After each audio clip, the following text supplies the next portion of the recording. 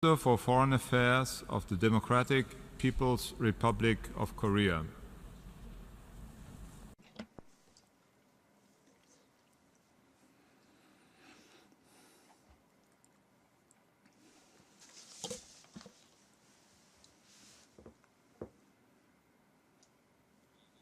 Mr. President, allow me, first of all, to congratulate Your Excellency, Mr. Peter Thompson, on your election as President of the 71st session of the UN General Assembly.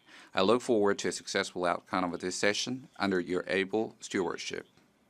In the period of March to April and August to September this year were extremely provocative, massive, military, and aggressive nuclear war exercises in their nature, as they mainly include operation of high-precision strike, commando infiltration, landing, and preemptive nuclear strike aimed at decapitating. Guilty or not is decided not on the basis of justice, but by the criterion whether one has the veto power or not. The United States has no moral qualification to force the UN member states to implement this kind of undeserved resolutions, while the member states have no moral obligation to implement this unfair and unjust resolutions. Last week, the 70th summit of the heads of state and government of the non-aligned movement was held in the beautiful island of Margarita in Venezuela. In its final document, the heads of state and government expressed concern that in recent years, the Security Council has been too quick to threaten or authorize enforcement action in some cases, while being silent and inactive in others, and underline that never comes by itself, but can be achieved only when the independent countries against imperialism grow strong. Going nuclear armed is the policy of our state.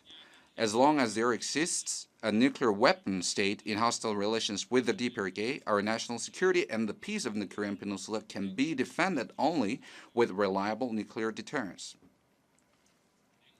The reason why we had no other option but to strengthen our nuclear deterrence with all hearts and soul may not be easily understood by the European countries whose security sense has become less sensitive after a quarter of a century since the end of the Cold War, or those countries which have never experienced the nuclear weapons of a hostile power appearing at their doorstep and around their airspace.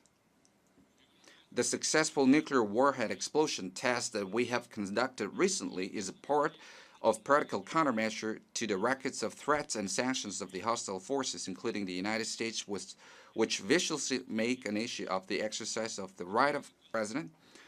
The government of the DPRK will push ahead with the vigorous struggle to remove the root cause of the threat nuclear war imposed by the United States by means of powerful deterrence, safeguard the peace and security of the Korean Peninsula, Asia, and the world at large, and to denuclearize the world. Thank you.